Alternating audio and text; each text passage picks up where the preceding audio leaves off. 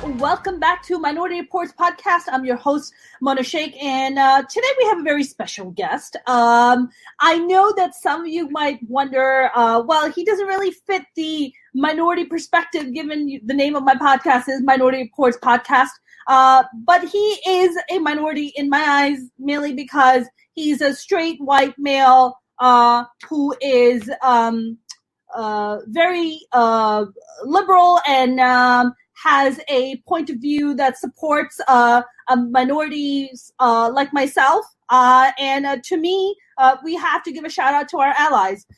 So I'm going to welcome our very, very special guest. This guy really needs no introduction. He was on Whose Line Is It Anyway? He was regular on Whose Line Is It Anyway? He was on one of my absolutely favorite shows, Third Rock from the Sun, and he's just done so many incredible things. I would like to welcome you, the very funny Greg Proops. There we go. There he is. There he is. Hi, Greg. How are you? Having me on. Thank you for joining me. Of course. This is so lovely. I love your jacket. Is that a leopard print? What are we looking at? Right. It's leopard and tiger. If you notice, it kind of changes its stripes. It's right. It's from Elvis's tailor in Memphis. There's a place called Lansky's, and Lansky did all of his, the gold platinum jacket, and then that weird race car period he was in the '60s, where race cars were important. He did all those, and a lot of the rockabilly stars went to Lansky, and we stayed at this cute hotel in Memphis last year and had barbecue and went to Stax Records, which is incredible. Got to see Booker T's Oregon, the whole thing, and Isaac Hayes' Cadillac, which was anyway in the lobby of this hotel there was a Lansky's, and I guess I went a little crazy, but I'm glad I did, because I wouldn't have it for the pandemic if I hadn't have sprung for it on the day. I mean, it's what is that, like a $2,000 coat? Oh no, it was like $400, but I thought I was spending too much money on it. It is, yeah. It's pretty. Nice. It's loud, and it's hot to wear, but I don't care. What is it? What's the material? Oh my God, it's flammable. It's like I don't know, but it's. Hey, let me look. I can't see very well. I can't see it. It says. I think it says like made by oppressed people in a third world country, kind of. Probably. Listen, one of my cousins probably made it for you. I don't. All I know. Probably one of my cousins did the stitching where the leopard and the tiger print meets. That's probably what they did. How are you holding up in the crazy world of the lockdown and the quarantine? Day by day. Yesterday I did a stand-up show on Glebes and Hospitals. Right. Nowhere Comedy Club, and it was really cathartic for me. I was nervous all day, and I'm never nervous to perform. I've been performing since I was 400 years of this. And I'm going to turn something off here that's driving me crazy. So it was good fun, and I had a couple buddies join me, Jill Margos and Joelle Johnson, who I was supposed to do gigs with both of them. Joelle I was supposed to do a theater with in March, and Jill I was supposed to do San Francisco with in July. So I asked them to come on this, you should do it if Ben, Ben, and he said, he's a nice guy. Nowhere Comedy Club? Yeah. And people, you can see the audience, which I didn't do because it would make me too self-conscious, but you can see the audience, and you just do it like we're doing it right now, except you stand up. And I talked into a spoon. I talked into a spatula. I got drunk. I told stories. It was really, I needed it. You know what I mean? Because were you drunk before, or were you getting drunk during? Both. Okay. I wasn't drunk before, but I did drink along with the crowd. I'm a traveling ham, as are we all. Our job is to tell jokes, perform, and act like a clown. And so I've been denied that, as have we all. And it's not the worst tragedy in the world. There's worse. But for us, we need to do it. So it was really important for me. And then I heard back from Jill and Joelle, and they said the same thing, that, they were not at top happiness yesterday, and getting to do what we do is therapeutic. 100%. Are you like, did you, when the lockdown started, like I was going through this, like just kind of bouts of kind of depression, with like constant like anxiety, like what's going to happen? Like, what am I going to do? I had like 3 huge shows lined up this year, and that just went down the shitter. Like I couldn't do anything.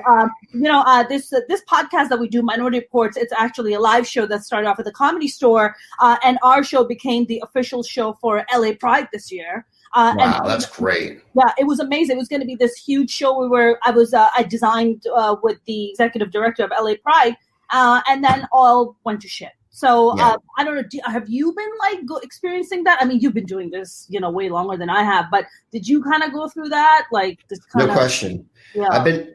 Some days are really bad, and you just feel like you can't move. You're inert. Yeah.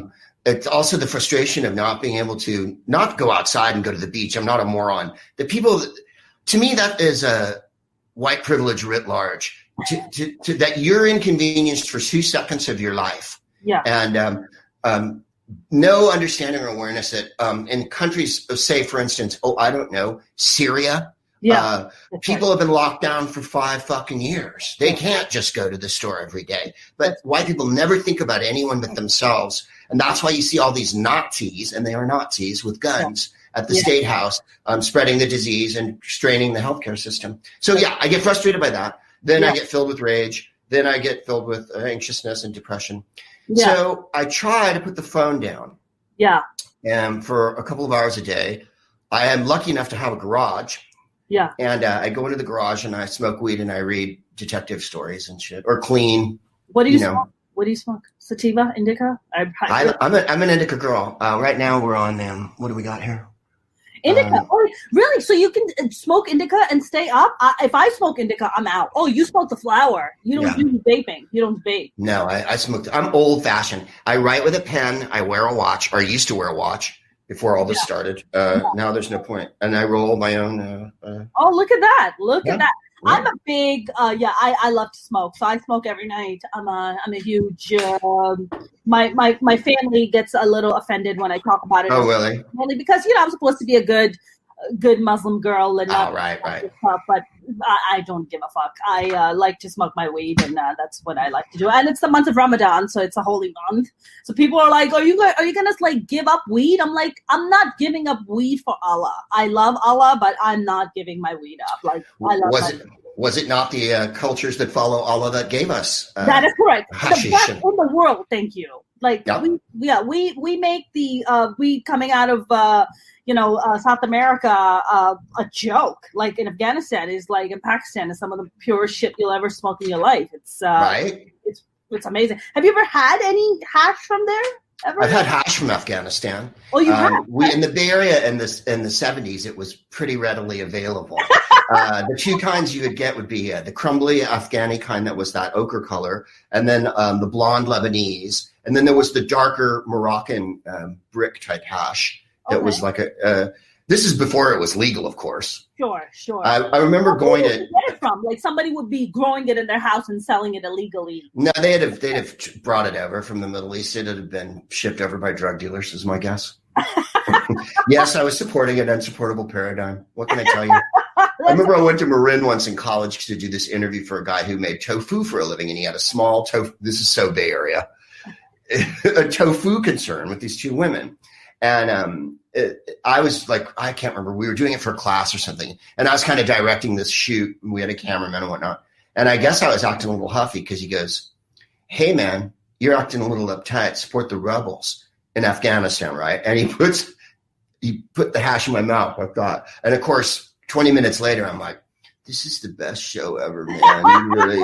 This tofu's amazing, how to watch it go from soybean to the texture that it, So that's why I remember that specifically, because there was a dazzling variety of weed and hash available when it was illegal. Sure. But it was different than now because it wasn't hydroponically cultivated the same way, That's right. Weed from Mexico had bugs in it. Like you get the bag, there'd be a baggie, and at the bottom of it, there'd be a cricket or something, and stems and whatever. And then the weed from South America tended to be more sticky, and the weed from Northern California and Hawaii was way stickier, and they had the purple that came from, I don't know.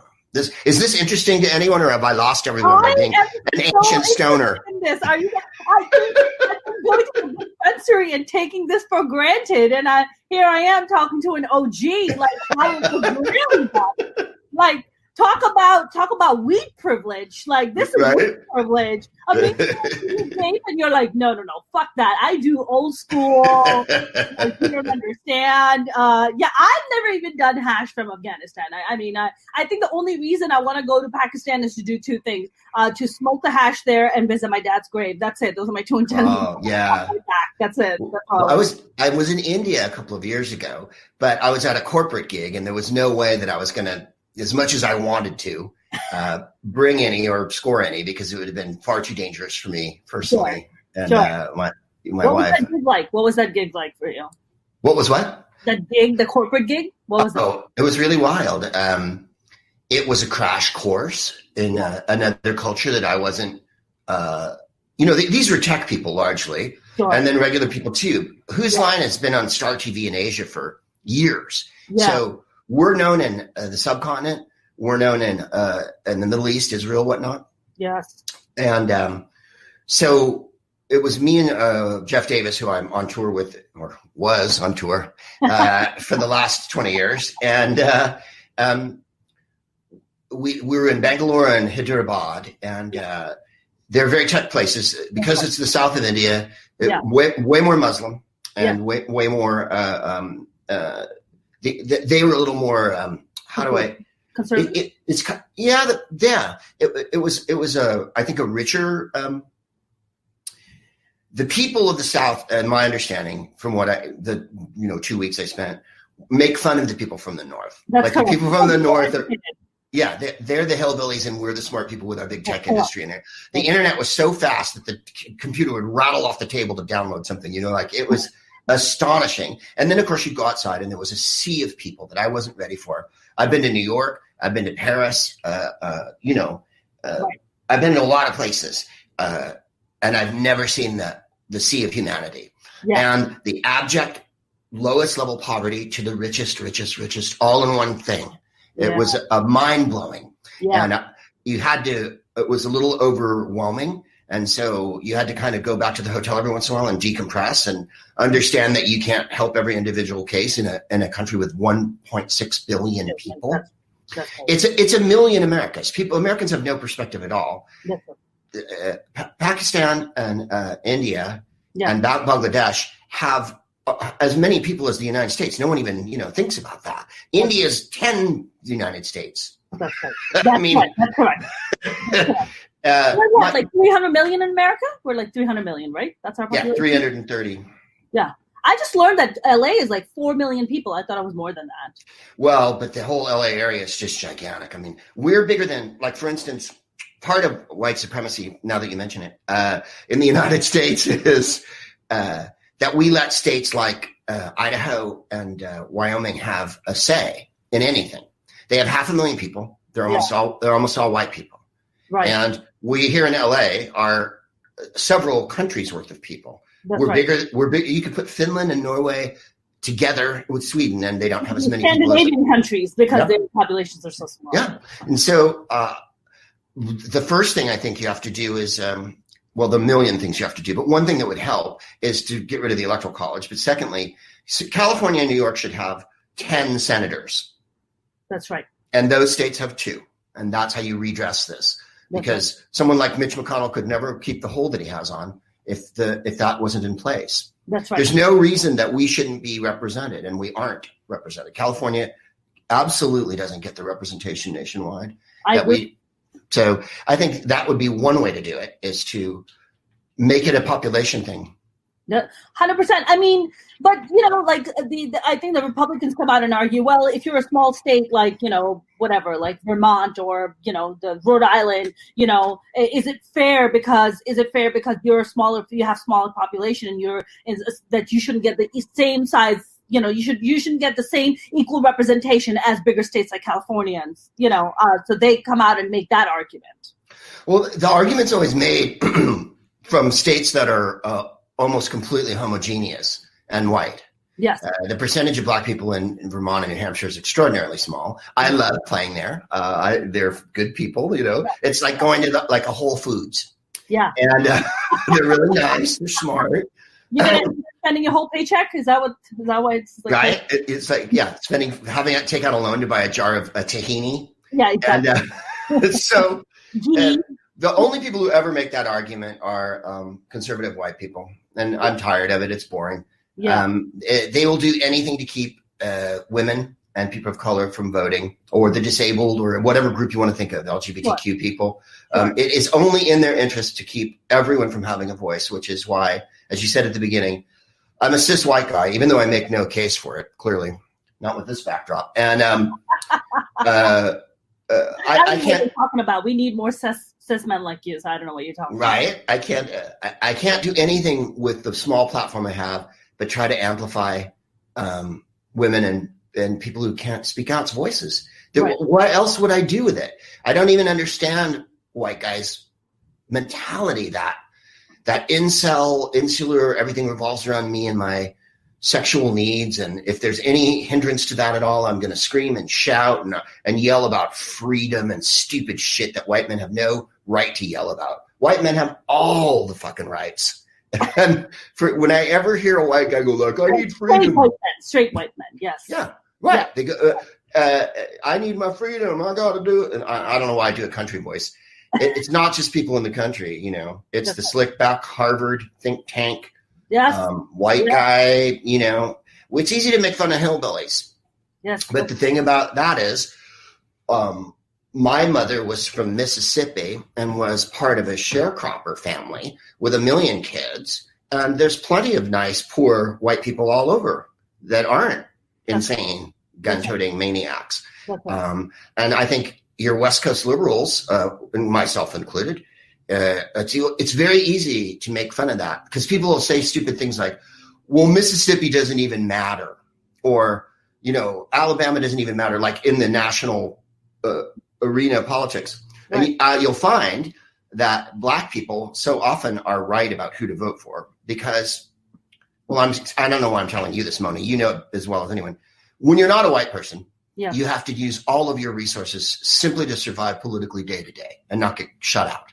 So, of course, they're going to know who to vote for. People of color always know who to vote for because they have to vote to literally protect their lives. Right. And white people don't understand that at all. White people are like, well, I like this candidate because he yells a lot or whatever. You know? Hell, he speaks the truth. Well, you don't know. I don't know if that's necessarily the right person. Right. You want somebody who's tactful. I mean, tact is really, that plays a huge role in politics. Yeah. You know, you were talking about Kentucky. You were talking about Mississippi. My family, the reason we came to the United States is because I have 4 older brothers, and my 2 brothers, my second and my third brother, were given expired vaccination for polio, and they got polio because of it in Pakistan. No. Yeah.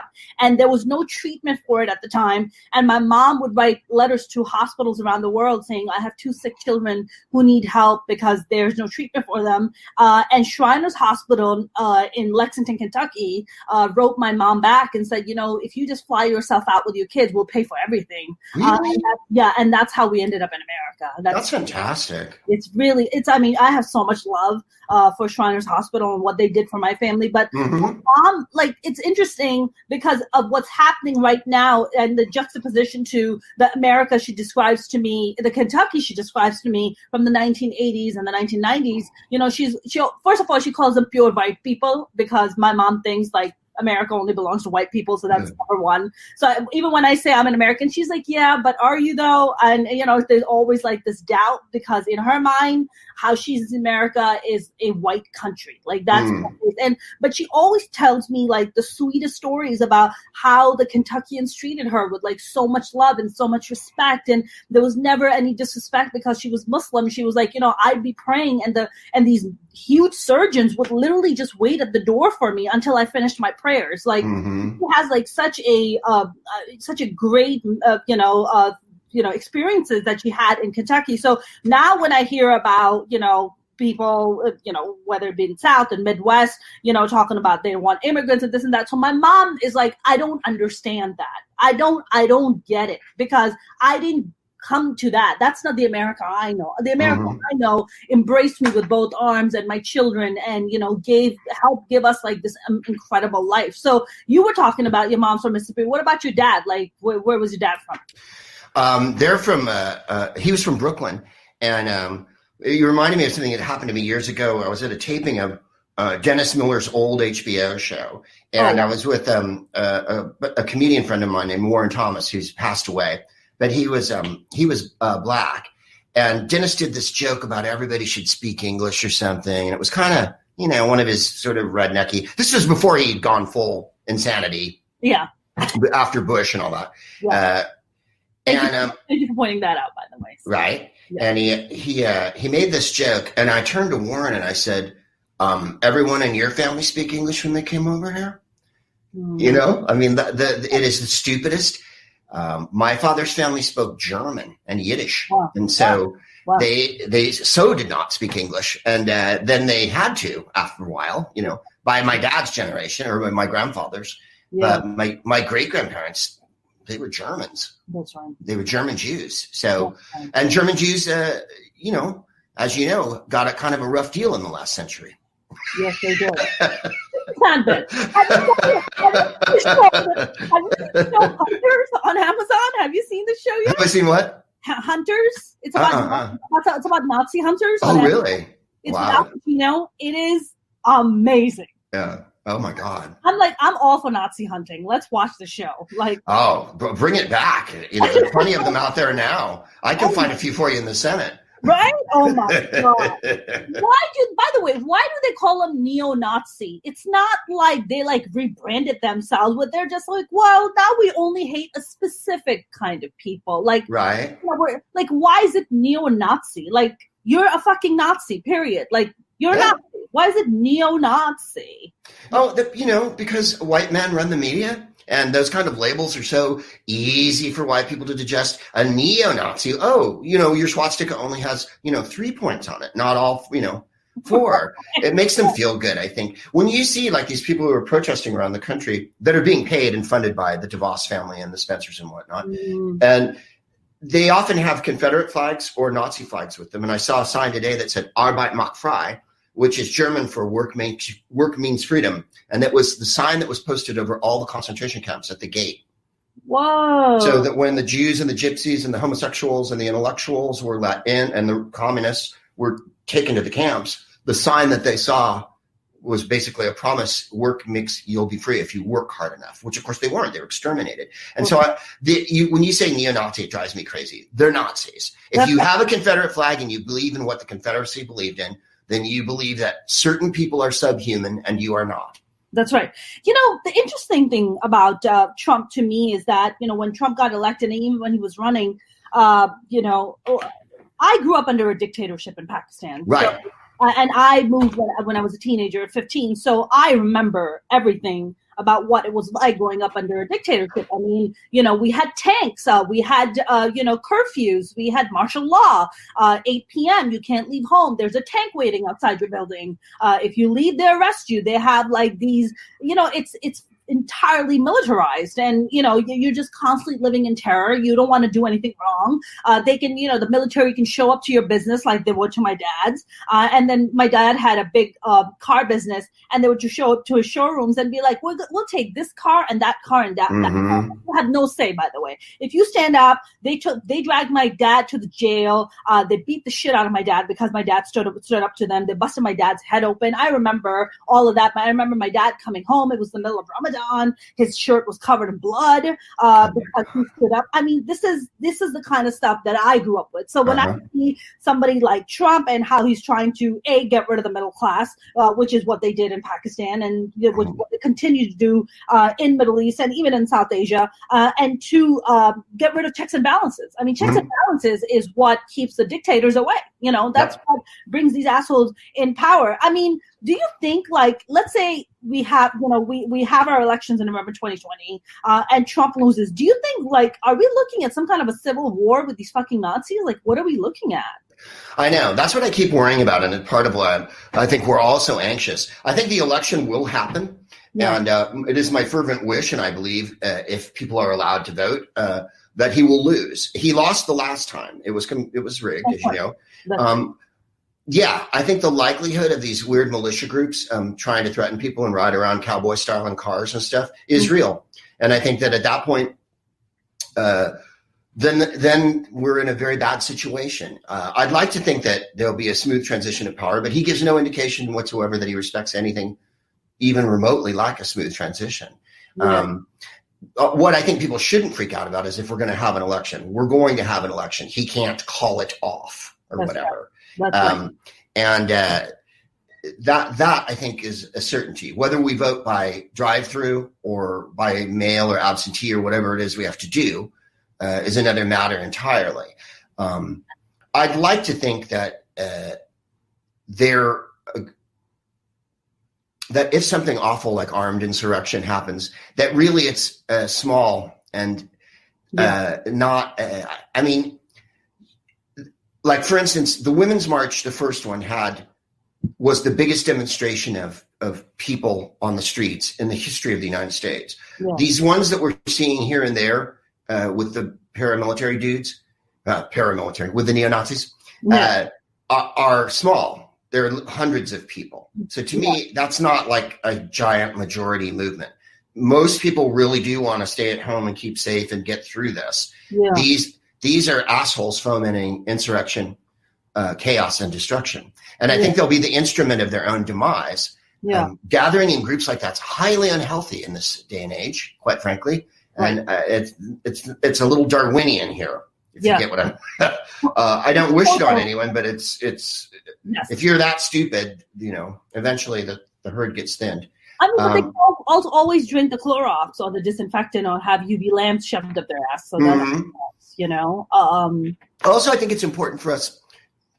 You've had so much hardship in your life, and your family's endured so much. I think a lot of white people have to get the news that we don't need to be afraid of these Nazis with guns. Because they don't have power over us. We outnumber them, for one thing, and two, they're not they're not millions of people. That's right. It's a small group that's trying to scare everyone by walking around with weapons. And you see what a lot of them look like. They're not scientists, Right. Not the often see the problem, by the way. Not like the most in shape people either. I mean, no, notice that. That's pretty wild, right? Bacon grease is just not working out for them. No, I think that there's been hate groups in America since America started. America is a hate group. I mean, the reason why we have a prison system is because of slave patrols. If you can't control people one way, you have to control them another way. Okay. And this is just another tool, I think, in the white supremacists who run the country, another tool for them to sow chaos. And the thing that I like people to think about is when you see these white guys with guns, and I'll often say on Twitter or something that they're white supremacists, and white people and robots will contest me all day long. How can you say they're white supremacists? Okay, because a white man with a gun in a public place is controlling the situation. And that means anyone who's not a white man, anyone who's a woman, children, people of color, that's who they're intimidating. Yeah. It's that simple. The Second Amendment is a white supremacist amendment. Guns are part of the hegemony. It's a proven statistic. I'm not making any of this up. Most gun owners are white guys. It's that simple. Right. And if you saw 1,000 Pakistani immigrants standing on the steps of the State House in Michigan, how long do you think that would last before they tear gassed everyone to death? But exactly. I actually was making this joke that, they don't want to pass responsible gun laws. So I think what the Muslims in this country should do is they should just all go out there and just buy guns. Watch the laws change so fast. Mm-hmm. It's so true. I always say that. I say in my comedy jokes, I can get you gun control tomorrow. Every woman here, go to the gun shop tomorrow morning and say, I need 5 AR-15s and 25,000 rounds of ammunition. Yep. When the guy says, why? I go, I'm just not feeling it, man. That's and I said, at 10:05, they will call the Senate into order. Yes, they would. There will be a congressional hearing like that. It happened in California when I was a kid. The Black Panthers were very, very tired of being shot in their own neighborhoods. And they organized, and they went to Sacramento. And you can look this up. It's like 69, and they all had weapons with them. Unlike this gravity-ass rabble that's doing it now, they were organized because they were a community organization.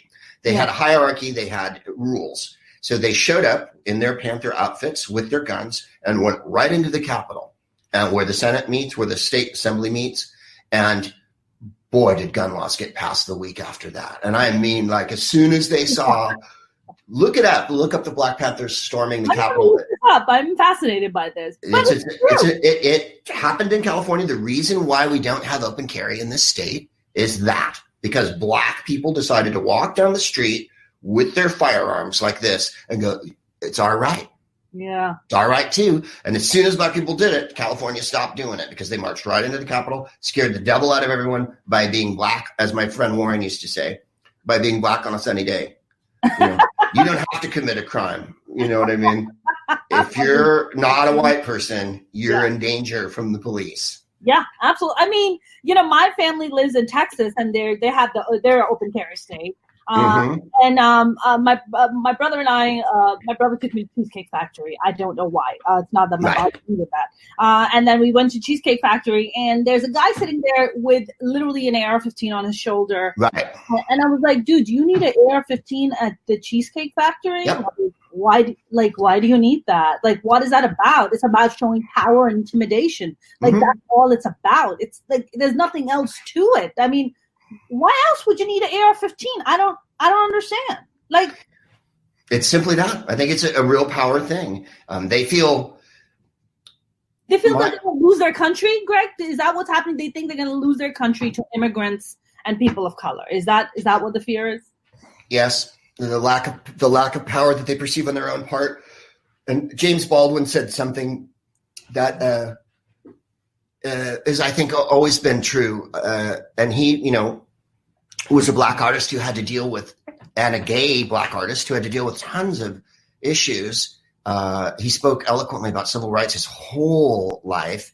And I don't know if you saw when Beale Street was, what was the name of that? Jennifer, what? If Beale Street could talk. James Baldwin wrote a book that was made into a beautiful movie. And now I've just blanked on his name. Barry Jenkins. Thank you. Barry Jenkins, the director who did Moonlight, did a movie a year ago called If Beale Street Could Talk, and it's a James Baldwin book. I'm going to circle back to my quote here. Okay. The plot of the movie is a Black man is falsely accused of a crime, and he has to go through the justice system, and what it's like to try for his family to sort that out. The giant Leviathan bullshit that is being a Black person sent through the false accusations, the lies, the lie. And James Baldwin said, one of the reasons I think people cling to their hate is that if they didn't, they would have to deal with their pain. And I think that these gun owners, the white supremacists, the Trumpkins, they like the screaming, they like the racism. That's why they're there. It's not a philosophical thing, and it's not economic anxiety. The screaming and the racism give them a chance to mask the horror and the terror of looking at themselves and seeing, as you point out, many of them are obese. Many of them have health problems. Many of them are poor. That's right. And they're voting against their own interests, but they don't care. They don't care. So what would compel you to vote against yourself and keep electing people who are clearly white supremacists? And don't come at me with all white people, that you're not all white people, because what was it? 56% of white men and 53% of white women voted for Trump. That's right. They did. So it's that fucking simple. Don't come at me with, well, some white people are nice. Hooray. Some murderers are nice too and have a dog.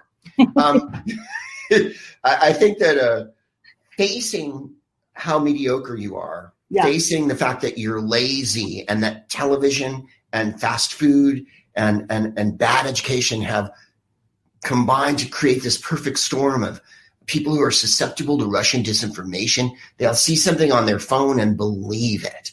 They don't fact check it. They don't think about it. So when someone comes along like Trump and says, I'm going to stop these black, no more immigrants and that'll solve it. And of course, look where we are. You let someone like that in 3 years later, we're in the middle of a pandemic with a psychopath who has no plan for us because he's a traitor. So that's my take on it. I don't know if I'm right. I do know this, that I've been politically motivated my whole life, but this has turned me into a zealot. I was a zealot before. I did as much as I could within the confines of my fucking whatever comedy career to still support abortion and people color this out. But now I'm going to live through this, Mona. And when we get out the other side of this, so that I can personally spend every moment of my life trying to destroy the Republican Party and pick it apart and have it shown for what it is. Yeah. I mean, they're not, there's good Republicans, blah, blah, blah. If you subscribe to it, if you support him, that's it. That's right. This is white supremacy. This is chaos and madness. This is anti-science, anti-women. If it wasn't the babies in cages, that was enough for you. If it wasn't watching Puerto Ricans die, that wasn't enough for you. If it wasn't seeing everyone's rights stripped away from them and the court stacked with Nazis, right. I don't know what's going to get through to you, but it won't get through to a lot of people. Right. But I don't have that much longer, 10, 15 years and 20 years. I'm going to spend that time doing nothing. You don't know that. You could live up to 100, Greg. Okay, well, if I have 40 more years, I'm going to spend every goddamn day wearing that fabulous jacket of yours. Wearing this fabulous jacket and smashing Nazis in the head because I don't want to hear about it anymore. And I don't want to hear about both sides, and I don't want to hear about the rationales that the media will throw at you and that white people will throw at you constantly. If you're not lifting up the poorest members of society, then you're not doing shit. I 100% agree with you. You know what? It's so interesting, like the way you speak so eloquently and so passionately about, from the cis male gender point of view about standing up to these Nazis is the point of view that I stand up to about the level of like misogyny and gender inequality and, the ISIS and the Taliban's and these, crazy, Muslim terrorists who go around basically making Muslims like myself and so many others look like assholes. And I feel like what's happening, and I think I get in trouble for saying this sometimes among mostly my own people, is that they're, in our culture, especially I'm talking about like the Muslim culture, I feel like we're very quick to, it's okay to criticize Trump and, the Nazis and rightfully so because they're assholes and they deserve to be criticized. But I feel like whenever it comes to the criticism of what's happening in our culture, as far as like, the gender inequality for women, the misogyny, the double standard that happens, the kind of this mentality of not wanting to separate church and state, which is a huge problem in pretty much all Muslim countries. I get in a lot of trouble for it the moment I get up and I start criticizing, or you heard some of the jokes that I make about virgins and all that. I get in a lot of trouble for it. Do you feel like American society, and I'm going to talk about white people in general. Do you feel like do white Americans get nervous or get scared a little bit when it comes to possibly even, siding or even slightly criticizing like the fucked up parts of another culture like the Muslim culture? Do you think like there's like this kind of unspoken fear that runs, that's an undercurrent in things? I think there is. I think Islamophobia is the new, what replaced hating Jews in the, by the Nazis.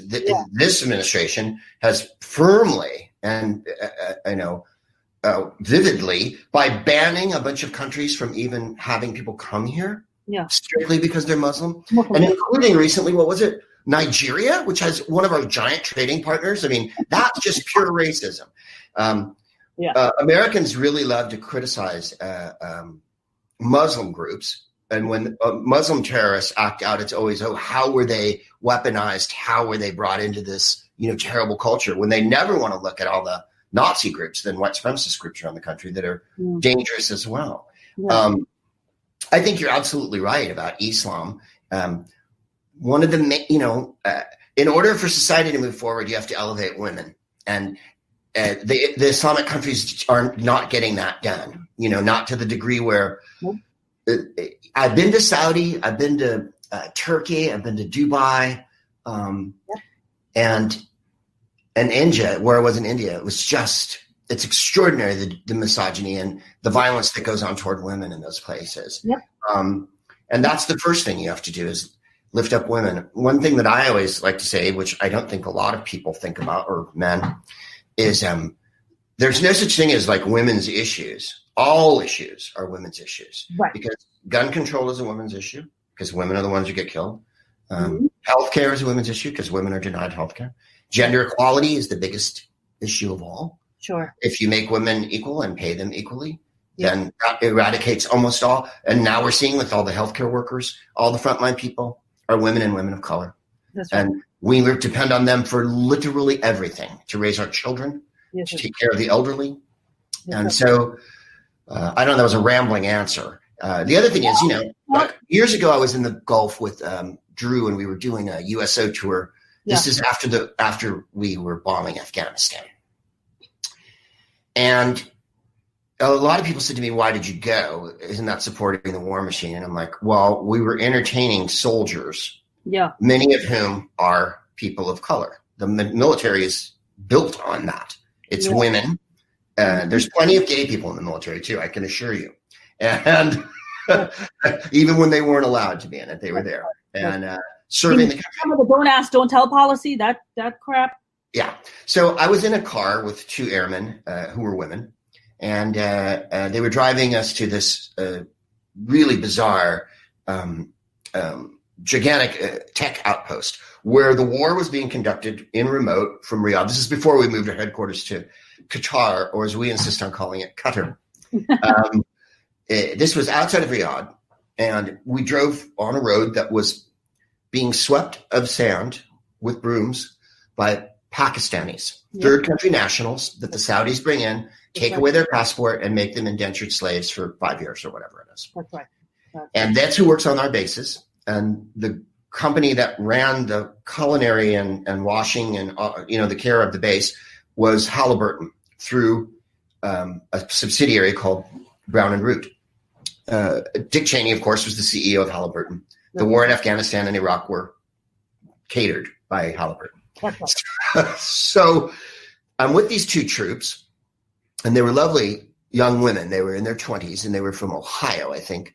Mm-hmm. And I said to them, can I ask you guys something? And they're like, what? And I go, do you know what Islam is?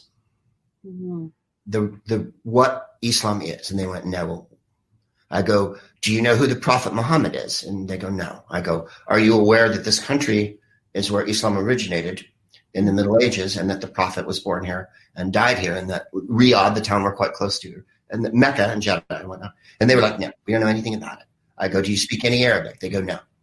So these troops were at this air base, and that's how much orientation they had. It wasn't their fault. That's right. That's right. And they were in the military. They were a non-commissioned, they were corporals, and they literally didn't know jack fuck all. I mean, they're not going to, right? I feel like, the whole objective about being a soldier and keeping soldiers in check and in line and to, march to orders is like to not give them that knowledge, to not arm them with that, because that's how you keep them in check. If you give them all that knowledge, then they start thinking for themselves, and that's a no-no. Like, that's not how you control people. You control people by withholding information and not letting them know and say, hey, you're going there to serve your country, And then they're like, but I don't understand. These people haven't done anything bad to me. But no, you're serving your country. So you don't ask any questions, which is very interesting, which is the same thing. So how we use that in military, that's the same mentality used in Muslim countries by using religion, by saying, it's the word of the Quran, it's the word of Allah, and you don't question it, and then that's that. And by the way, the objective is exactly the same. It's control. Yep. Right? Well, you want blind devotion, because blind devotion creates, zealots, and you can tell a zealot what to do. That's right.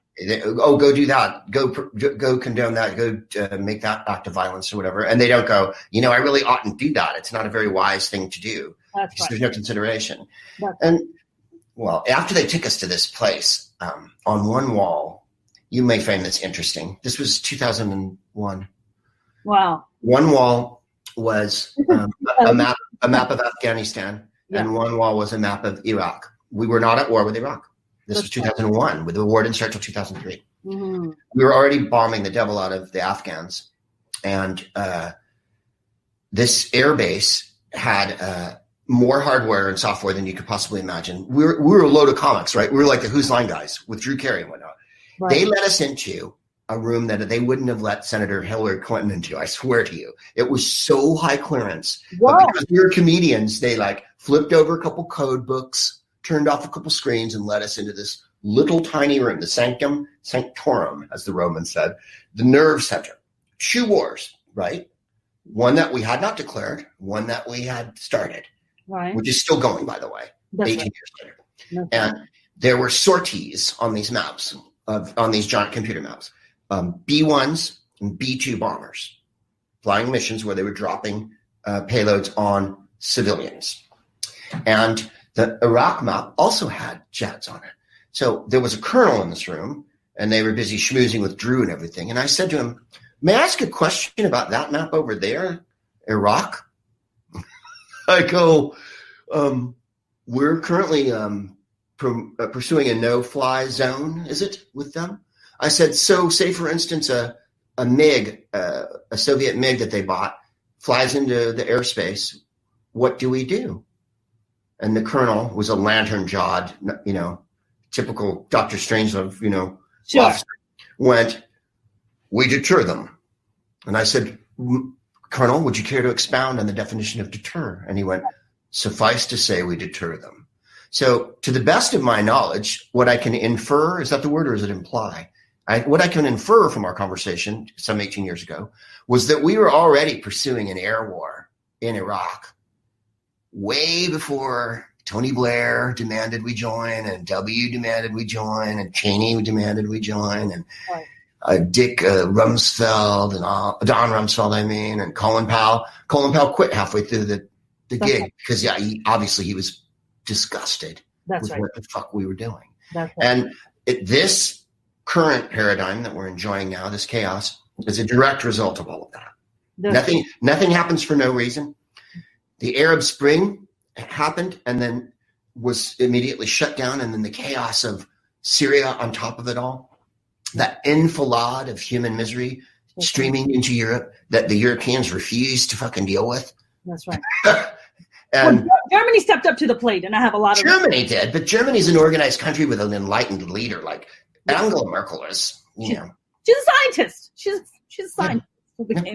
She's amazing. I don't know. I'm sorry that was a long, boring story, but I remember everything that happened when I was there because I felt like I was having a hallucination the whole time. Yeah. We were doing 2 things at once. We went to an airbase in Oman, and the colonel came on the bus of all the comedians and told us as we were driving in, this place doesn't exist. That's how high level it was. Wow. He went, we're going here. Yes. It doesn't exist. And I was like, okay, so I'm going to an imaginary place where I'm going to eat, perform. Yeah. That's right. That's exactly where you're going, to an imaginary place. That's so funny.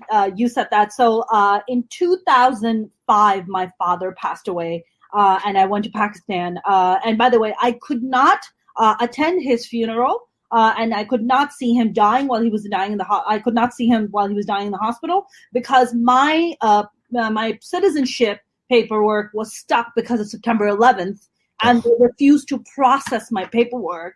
So I kept calling the immigration. My lawyer kept calling them and saying, look, her father is dying. He's not going to be alive for too long. Let her go. Let her, and they were like, if you leave the country, you're not allowed to come back for 10 years. So you take your pick. So my father passed away. I never got to say goodbye to him. I never attended his funeral. So like those are just scars that like never leave you, right? They're just like such a huge part of your existence. Finally, when I did go to Pakistan to go to my dad's funeral, I would go about like I grew up in Karachi, which is a southern city in Pakistan. And whenever I would like go around like signals and like big, like where they had big billboards, they would literally have these huge billboards of like Condoleezza Rice, Bush, like with fangs and like blood dripping down. Mm-hmm. And I would say in Urdu, which is the native tongue, these are the vampires that are out here sucking the blood of innocent people. And I had never seen something like that before in Pakistan like that before. I had just never seen it. And this is when Mubarak was. This is when Mubarak was leader. No, Mubarak, not Musharraf. Musharraf, yeah. Mubarak was in Musharraf. Yeah, so Musharraf was in power. And it's interesting, when Musharraf was in power, people became millionaires overnight at the Karachi Stock Exchange because they made so much money, because U.S. had lifted all these sanctions, all the money was pouring in, and like the infrastructure was thriving, and it was really doing really good. And then, of course, Musharraf didn't deliver on his promise of delivering Osama bin Laden, and then he was dethroned, of course, as the story goes. But I actually want to ask you, I know you previously quoted about James Baldwin, and you talk about pain, and I just brought up this whole thing about my dad. How much, like, how much do you think has pain played a role for you in becoming what you have become? As you becoming a comedian and an artist. Like, has pain played a role in it, and does it continue to play a role in it? I think it does. It's not the end all and be all of the source of creativity. I used to think that, you had to be a little tortured to even bother. But I think that ever since 45s come in, I've been triggered way more by that than I had before. I hated W and Cheney, and I still do, and I don't ever forgive them. But W and Cheney didn't remind me of anyone personally. My father was a big bellicose New Yorker, and he hated women, and he was fairly racist, and 45 couldn't remind me of him more. You know what I mean? Wow. I'm completely split open by how triggered I am by him. Him when he tells women to shut up, when he says black women are stupid, all the things that he does. The difference was my father, horribly, was very intelligent. He had a lot of emotional difficulties. So yeah, that pain is always sticks in my ass, because it to see the misogyny and the racism and the screaming. Yeah. Because my dad was screamy. Right. And you have to assert that power, right? You have to let that drives me mad. And so to answer your question, that's where I'm coming from. Yeah. That kind of pain drives me mad, because I saw what it did to the women in my family. Yeah. And me. Yeah. And, did your parents divorce, or did they? Oh no, they stayed together to the bitter goddamn end. Horrible. I begged them to divorce each other. Pakistani style marriage right there. No kidding, man. Are you sure your parents aren't Pakistani? My goodness. Right? Oh my God, Greg, that's incredible. Oh wow, I mean, if there's one thing that connects all of us, it's that. That's that kind of thing. Is that I'm so tired of hearing about how different people are and stuff, when the truth is, give me a break.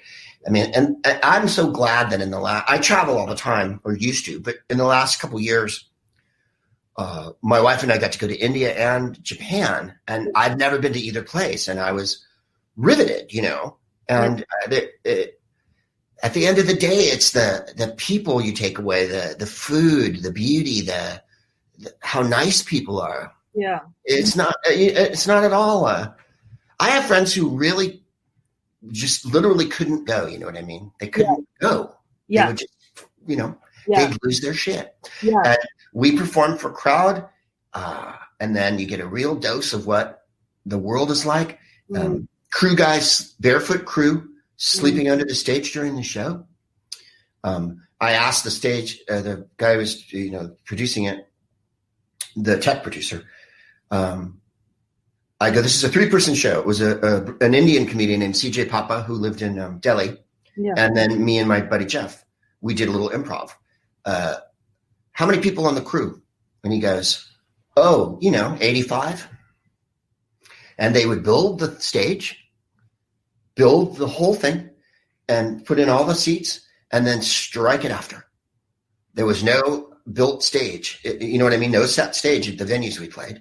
Right. And in the front, bottle service, table service, vodka, whiskey, in India, in the Muslim part of India. Yeah. Whiskey and vodka, buckets of ice, rich people sitting down front. And then literally behind a barrier, the poor people seating for 20 rupees in the back. Exactly. And so I would go into the audience and talk to rich people sometimes, many of whom also lived in Sunnyvale or, the tech area. There are a lot of tech people. Sure. The Rajas, as you would say. That's Here they're the Chads, but they're the tech Raj. And then I would go to the back and to get, with my mic and go, because the tech was great, to talk to them back there to get suggestions. And I go, Jeff, you don't mind? I'm going to go to the poor people section for a while and talk to some of them. And of course, everybody'd laugh. Sure. And then the other part that's hilarious is because, it wasn't hilarious, but I mean, the realization that it's a full employment economy. 80 people on the crew, many of whom didn't have shoes or anything. I went to the bathroom earlier in the day in the venue, and there was nothing, no water, no towels, no soap. And I'm like, why is that? And then, of course, it dawns on me. There's a woman who comes at 4:00. And her job is to bring the soap and the towels. And that's her job. Her life is this bathroom. Yeah. Right. And then the people in the kitchen, they had a full kitchen, with fried fish and the whole. We were, you're from. Our bodies can't tolerate the things that are in their food unless it's well cooked. Right. So that was the main concern, was don't get violent. I get sick. I have to be very careful. Right. I've heard that from Indian friends who go back to the subcontinent and then stay at their mom's house, and then they get sick after a week because. So before the show, we had our own little dressing rooms, which were cute, and a bottle of vodka, whatnot. In Indy, what was it? It was Puff Daddy's. It was that brand of vodka. It's called Ciroc or something. Oh God, it's awful. And anyway, there's a refrigerator in my dressing room, not plugged in, a 50s one, not plugged in. You opened it, it was hotter in the fridge than it was in the room. Jeez. And it was hot. And in it, 2 gas station, the cardboard sandwiches that you get from the gas station that are in a cardboard thing, of tuna salad and egg salad.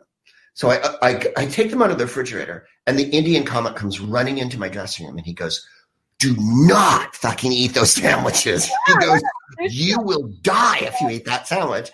And then he told us he'd had dengue fever the year before that he got, right? Yeah.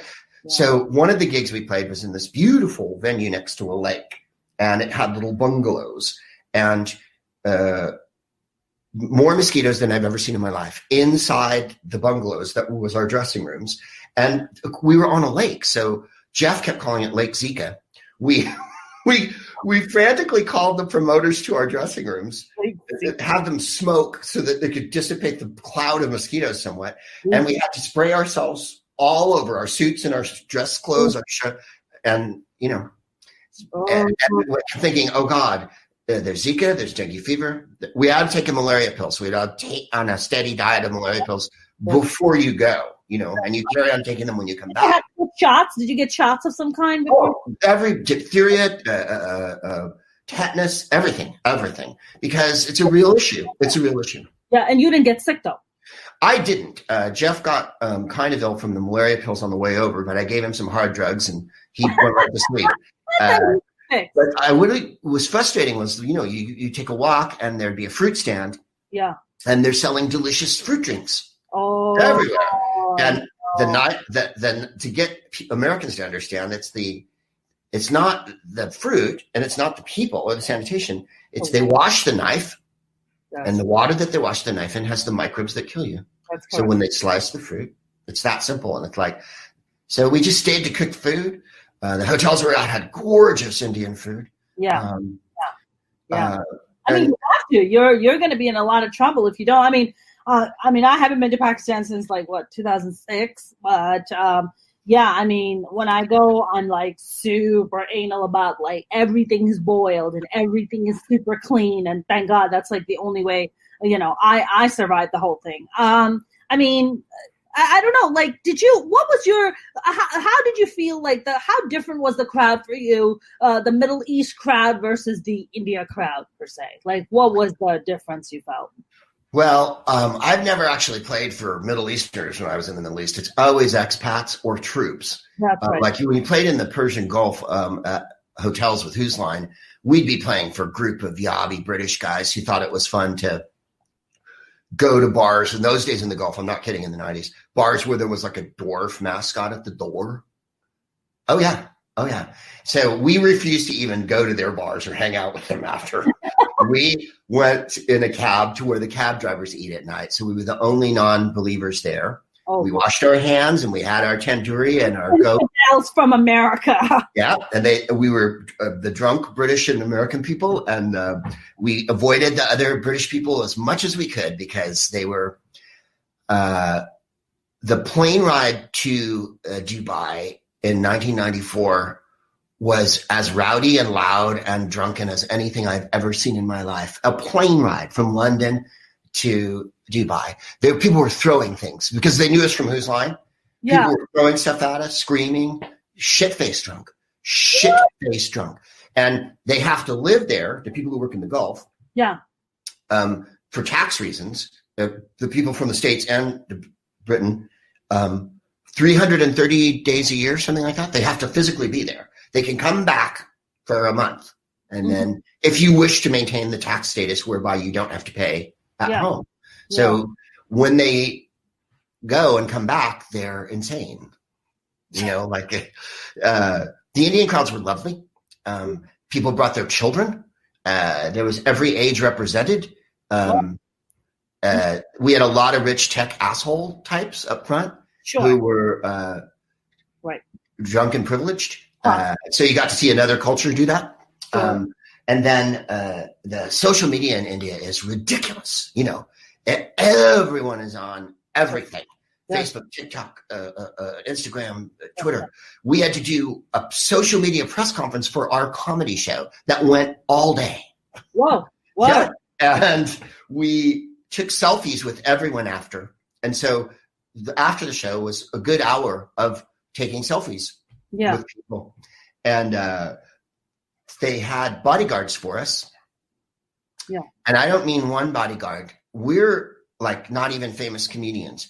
And I had 6 of the biggest, baddest dudes you've ever seen with guns walking me in and out of the venue. And Jeff Davis took a picture of it, and I'm going like this, like I'm a star. And none of them spoke a word of English. They spoke Tagaru in that province. Yeah, they spoke Telugu. Telugu, thank you. Forgive me. Telugu. And our promoters were Muslim, but they were promoting for this booze concern. It was a booze generated. And I said to him, how do they know who I am or why they're supposed to do this? And he goes, I just tell them, see that Sahib? Follow him. And don't let anyone get near him. That's right. Sahib, that's it. There was that amazing scariness of having that because I was like, I don't need a bodyguard. This is a comedy show. And then, oh, yeah, you do. Because if you get kidnapped that's right. or anybody fucks with you, then, we're promoting this thing.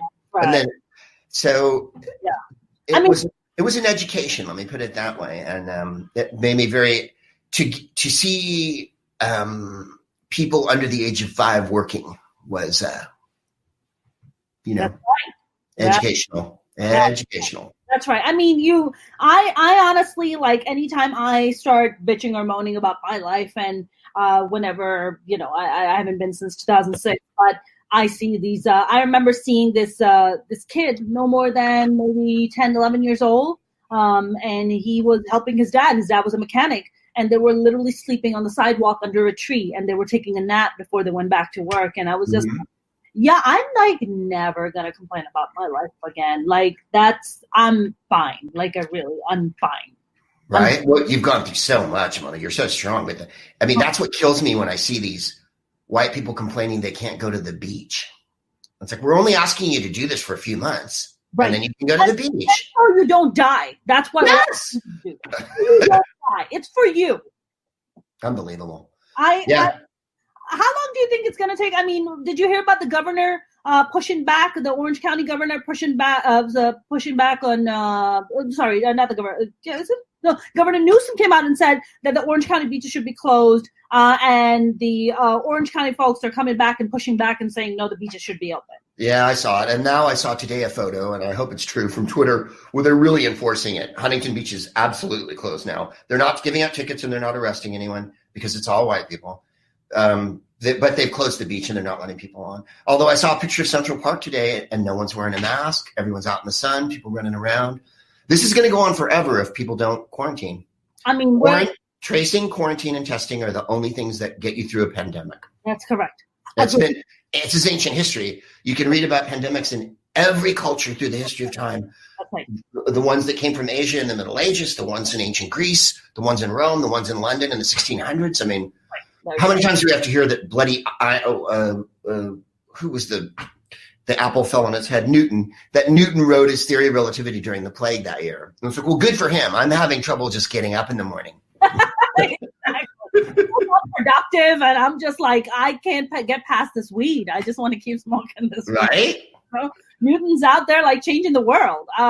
No, that's pretty amazing. So now, do you have any live shows that are still going to go on? Are they like towards the end of the year? Nothing, huh?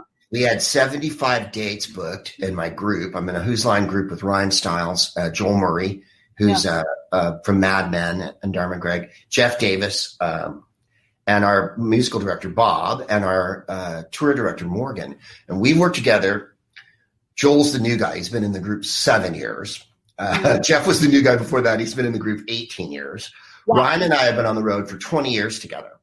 And the last couple of years, our business was booming. We did 100 dates last year. Wow. So I'm on the road a couple 100 days a year between doing stand-up and that's right. that. And it's all gone. Wow. That's no further notice. You know what I mean? They keep rescheduling the dates. Mm-hmm. And the agents who are being as nice as they can. Yeah. I mean, I got a letter the other day. I was supposed to do a date in St. Louis at a theater. And, you know, the place where it is, the university is like, we don't know when we're opening again. So we just want to let you know that this date is not, you know. Right. We're under the very real, you and I, the business we're in. Mm-hmm. It's a group of people in a room, and that might not happen for a while. That's right.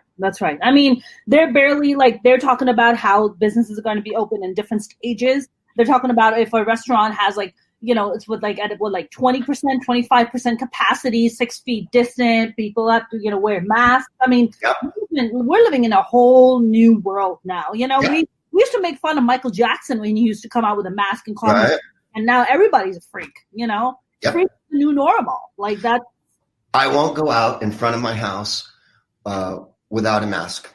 Yeah. I think it's rude. I think it's, if I'm going out to water the lawn or pick up the garbage or whatever, I still wear a mask. And I see dudes, this is Los Angeles, Yeah. I see dudes with no shirt and no mask skating, riding a skateboard, running into people, jogging. I mean, I don't know what it takes to get through to people, but it's a lot. Yeah. I mean, I just feel like, and this whole thing, what they were in Huntington Beach protesting, was it last week or the week before, where this lockdown was being equal to slavery. I was like slap in the face of the descendants of slaves. Like, what a slap in the face! Like, right.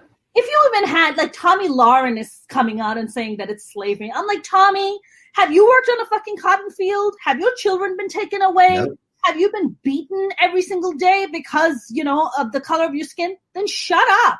You know nothing about slavery. I know nothing about slavery, but I know enough to not make an ignorant comment like that. Yeah. Well, she doesn't know anything. She's a clown, for the right. They they want to have those types. Who called her bump stock Barbie? You know, like they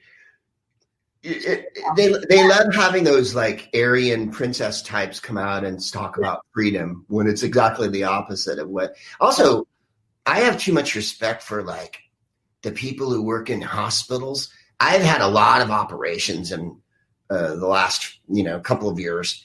I hurt my thumb and I've had it. Yeah. And so all the people that work in these hospitals in Southern California are Black, are women, are from Asia or from subcontinent. A lot of Filipino nurses. All the Filipino nurses, all the Latins.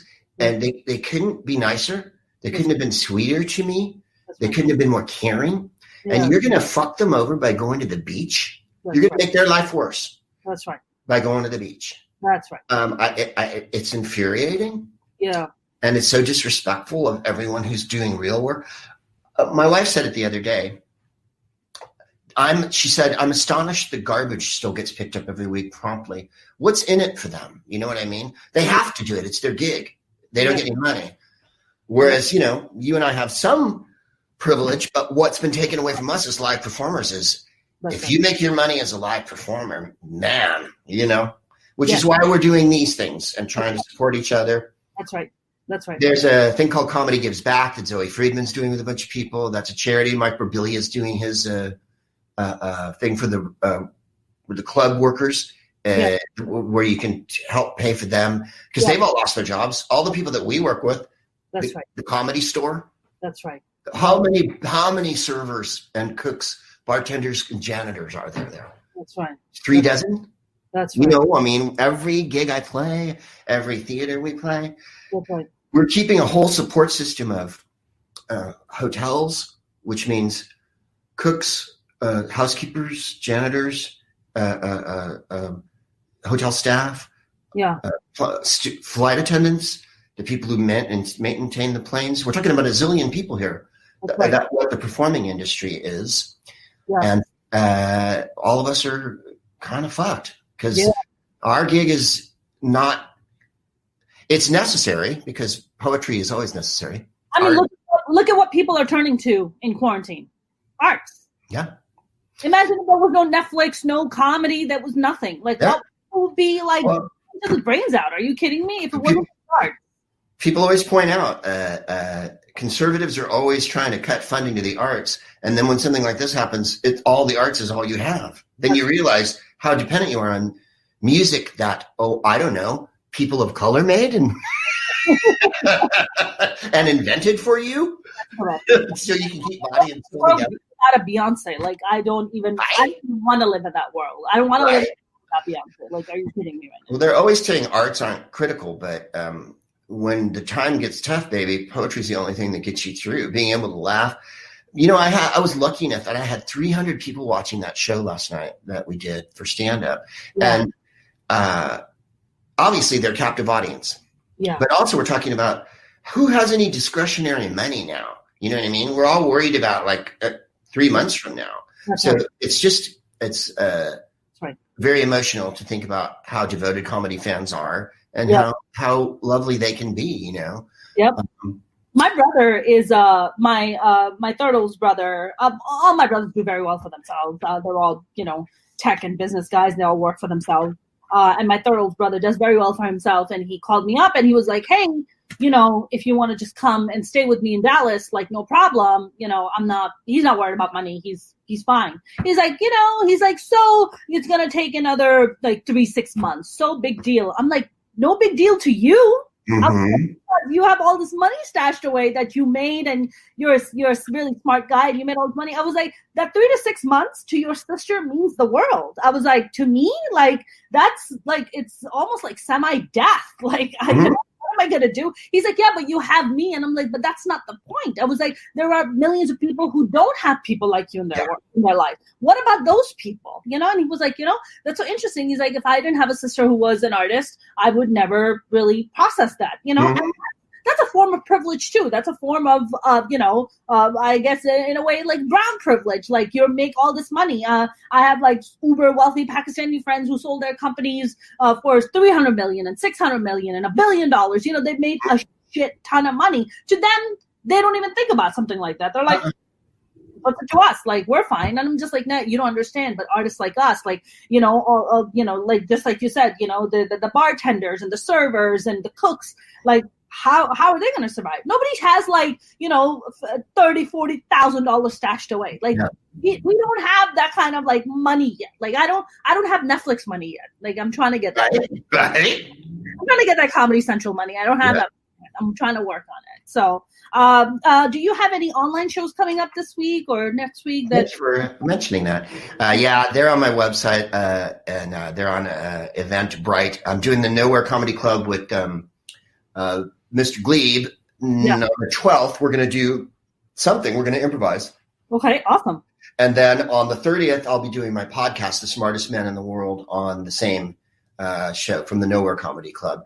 And I think I'm going to try to start doing at least one a month live, because a big part of my business was taking the podcast everywhere. We blew out a date in Brooklyn and we blew out a date in London. That's in the last few weeks. I was supposed to be in, as we all were, I was supposed to be in Brooklyn, and I was going to go to London with my wife, do the podcast in London. And I can't. So I think the people that like it, the 30th is the date that we'll be doing it here. I've also been able to do, I'm on this thing called Cameo, where you're basically a party clown and you do a little video for people and they pay you money to do it. Okay. And they had a benefit a couple weeks ago, which was really nice. Yeah. And the money that we made for a certain period, we could donate to a charity. So I donated mine to the Restaurant Workers Fund because they're, as we were talking about. And then Liz Winstead, who's a friend of mine, who's a vociferous and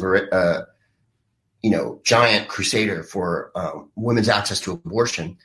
They had a benefit a couple days ago that was like an all-day affair, and got a bunch of people to do it. And they raised $120,000 for independent clinics, because independent clinics are sometimes the only recourse women have, especially in rural places. Yeah.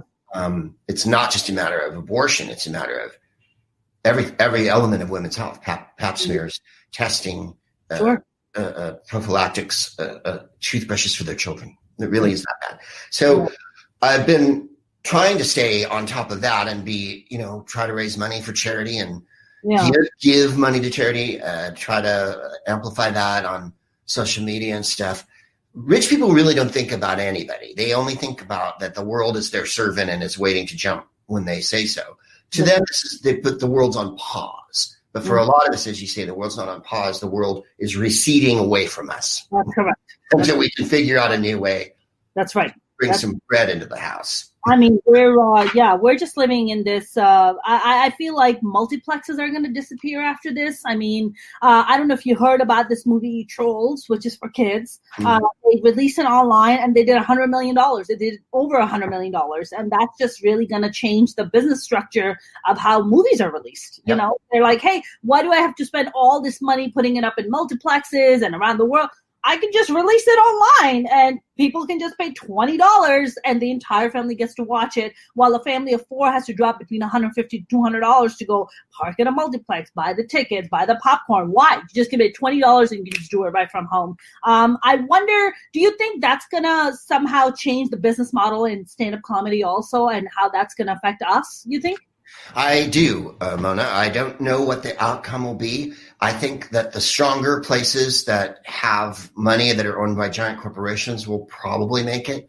And that the ones that don't are going to be a little more precarious. I can think of some club owners that I know that literally own their club personally. Yeah.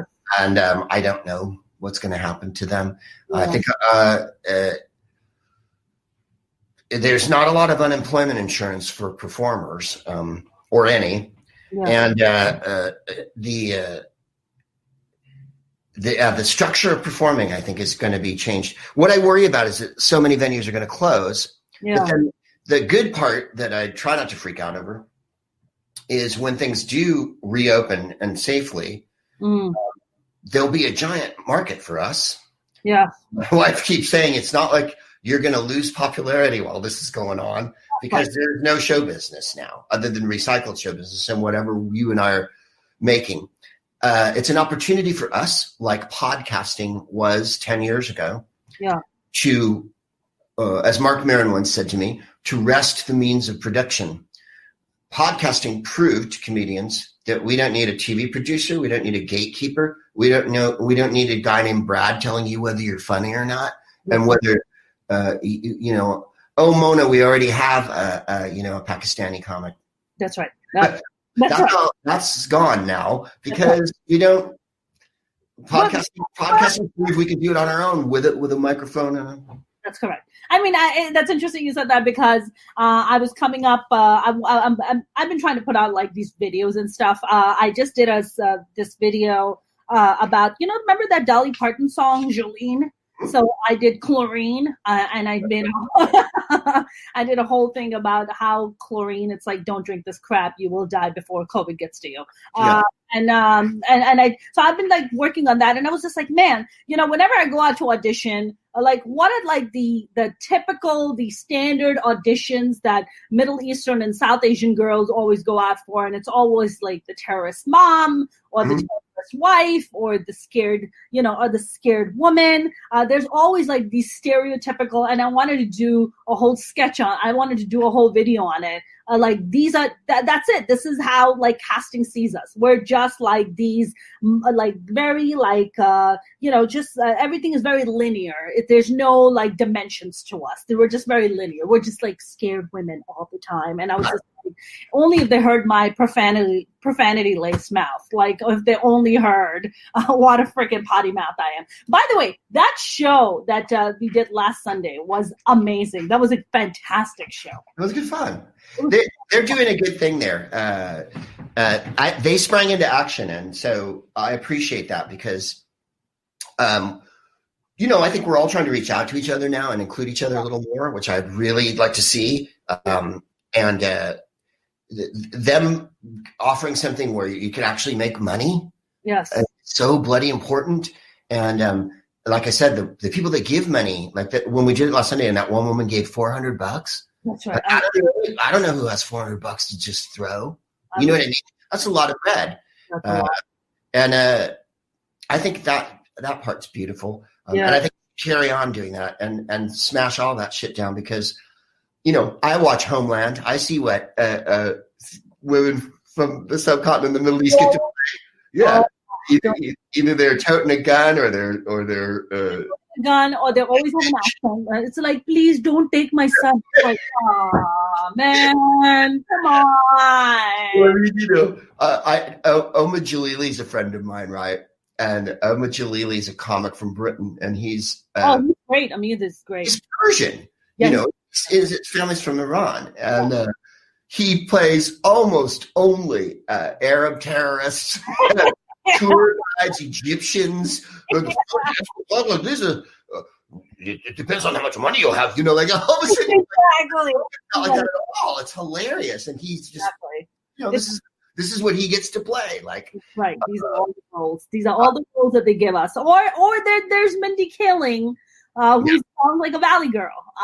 She's a complete Valley girl, and I love her to pieces. She's freaking great. But there's always like these roles that were always just like you're just this or you're just that, and you're like, all right, I guess that's going to eventually change too. How long have Black women had to play prostitutes, maids, and all Latins are gardeners, is it, or gangsters? Latin lawyers, cartels, cartels like cartels or the Latina is just like this hot, sexy Latina, and she can't be anything else. Like just very singular, just one-dimensional characters. Just very one-dimensional. Latin women are overheated, apparently, for papi. And yeah. The Super Bowl, which is not something that I love. Yeah. My wife and I watched the halftime show this year because it was J-Lo and Shakira for 20 minutes, and they were killing it, and that one and the Madonna one. I think you won that strip pole. Unbelievable. And the Madonna one from a few years ago where she had Cardi B. Who else did she have on? She had a couple African American singers out with her. The Madonna one I loved. Like, yes. I mean, you know, I love Aerosmith as much as the next white guy, but I do like to see. Yeah. And I'm not a white guy, and I love Aerosmith. Yeah. I mean, you know, when they bring someone out like Prince or whatever. Yes. My favorite one was years ago. I was playing with Drew in Las Vegas. We used to do improv at the MGM Grand during Super Bowl weekend, which is really vile because every hillbilly is in Vegas and putting beers in the, you know, the wells of the slot machines and walking around with their caps on. And so I would try to hide a lot. I was in a restaurant when the Super Bowl was on. Normally I would go to the spa. I'd have a big gay spa day. I'd take my wife with me and we'd go to the spa, separate spas, and then meet up and have dinner after. Yeah. And get a table anywhere because the Super Bowl. Yeah. Yeah. No, you know, unless it was a bar with a TV.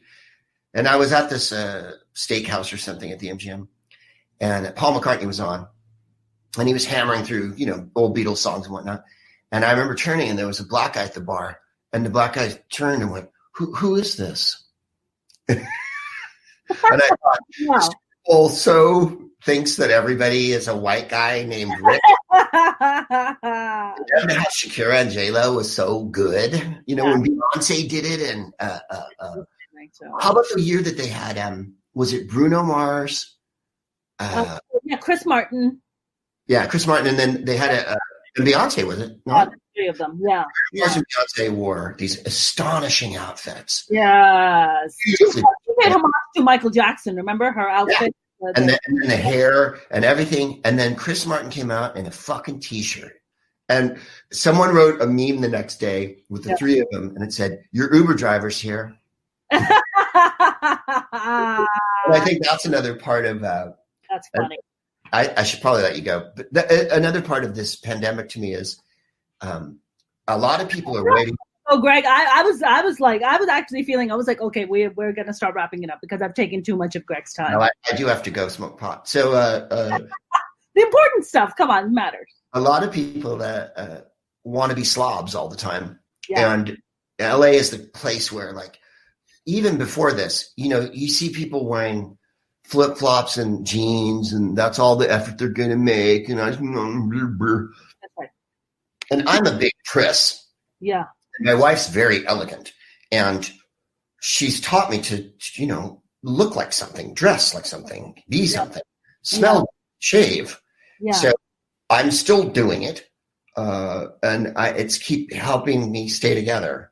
A lot of people, I think this is their big opportunity to never wear shoes again, and that's what they've always wanted. Where I can't wait to buy a new pair of shoes when this is over. There's a song for that: "No shoes, no shirt, no problem." And I know that because I'm a big country music fan. That's why I love country music. Greg, where can we find you? Where? GregProops.com. I'm on Twitter at Greg Proops. I'm on Instagram at ProopDog. I think I said GregProops.com. I'll post those dates on my website, and then I have a podcast that comes out generally every Monday, sometimes on Tuesday, that called The Smartest Man in the World. I do it with my wife, Jennifer, from here in the Fortress. Love it. Dude. And that's what's happening, baby. Your fabulous jackets. Great. Last question. Sorry for me. Tell me about some of the other guests you have on your show. You said you often have people from foreign countries. Yeah. So I have the UN ambassador of Pakistan who's going to be coming on as a guest. Yeah. Sick. Yeah. So I got hired by this woman in New York last year to come out and MC this massive event in Long Island. And the UN ambassador was invited to the event. And I didn't know that. I learned about it later. And I was emceeing the whole event. And then after the event, she walked up to me and she didn't want to talk to anybody except me. And she was just like, "I am a fan. Where do I find you? I need you to come to the consulate and have tea with me." And I was like, "Really?" Yeah. And I was like, "Okay." She's like, "Take my phone number." And I was like, "Okay." And I took her mobile number. And we just kind of became friends, if you want to call that. And then I messaged her and I was like, "Hey, would you like to come and be a guest?" And she was like, "Yeah, I'd love to." So that's how I ended up getting her. But Margaret Cho's been a guest. Nagaban, who was a star of the movie Aladdin, he plays the Sultan on it. He was on it. So yeah, I've just been trying to basically globalize the podcast and just bring all these incredible people that, you know, you don't regularly get to see them and meet them, and trying to get this kind of personal perspective where it's not just talking about careers, but it's also just getting to know them personally and what their, you know, your humanity is like. So that's what I'm trying to do. That's beautiful. And I love that you're. Thank you. My problem with comedy is always that it's so white guy oriented that it kept friends of mine away from wanting to even be around stand-up for whole lifetimes. You know what I mean? Like, who wants to see three guys tell knob gags in a row, which is what comedy was when I started, you know, in the early 80s. Yeah. And so I think it's fantastic. Well, thank you. Thank you so much. I really appreciate you coming on and, you know, being a guest today. It just really means the world to me, and somebody who I've watched and admired for so long. So thank you so much. Very kind of you. You should definitely do Glebe's club. Yeah, I'm going to hit him up and I'm going to ask him. Hopefully he liked my traumatic jokes that I did towards the end of my set last night. I quite enjoyed it. I think the best part is watching the paradigm of show business crumble, and all of us have to be more personal with each other.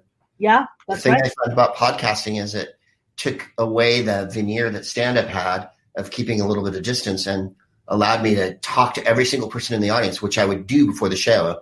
And that's something I'm going to miss quite a lot. I actually shook hands with everybody who came to my podcast and talked to them. Yeah. You know, and had tried to have an interaction with everyone to make it a different comedy playing field. Yeah. Stand-up is contentious because some people don't know why they're there. You really don't. They've been dragged there, and then they don't like you, and then they feel they have the right to complain about your comedy, even though you wouldn't do that with any other thing you saw. You would never just go see music and not know where you're going. You wouldn't go to a movie that you didn't know what it is. That's right. And you wouldn't yell at the screen, change movie into a movie I like. But people feel free to yell at us. That's right. Because after I did that event that I just told you about in New York, where I met the UN ambassador, this guy saw me and he was like, I need you to come out and perform in front of like 3,000 people at this event in Queens. And I was like, okay. So then he invited me, and these are all like Pakistani people. Yeah. Okay? And it was to celebrate Eid. Eid is like our Christmas. It's like marks the Ramadan. So I went and I was performing, and the craziest thing is, Greg, the people who were cheering me on were all guys, and the people who were trying to get me off stage were the women. Really? Yes. The patriarchy, the toxic patriarchy is so deeply internalized that they couldn't stand seeing a woman from their part of the world get up there and have the balls to talk about the things that they would never talk about. And the guys were loving it and supporting me. The women were like so against it. Isn't it crazy? Yes. It was crazy, but I had a great time. I didn't care. I kind of went a little Bill Burrish on them, where I was just like going in. I was just going in. I didn't give a shit. I was like, fuck you. Who fucking cares? You think I'm going to come back and perform for you? Fuck off. I don't fucking care. Yeah. I was just going in, but it was a lot of fun. And I think, comedy is like single-handedly saved my life. So I owe a lot to stand up. So, you know, it's been amazing. But Greg, I adore you. I definitely hope to meet you someday very soon. Right. We'll meet in person one day. Thanks for having me on the show, Mona. Thank you so much. Thank you, Greg. Take care. Have a good Sunday. Bye, everybody. Bye. Thanks. All right. That was the amazing Greg Proops. I am so grateful for him to come and be our guest today. Please don't forget to subscribe to our channel on YouTube at Minority Reports with a Z. You can follow us on Instagram at Mona Shaikh Presents. And also follow us on Twitter at Reportz with a Z. I will see you guys next time. Thank you very much for tuning in.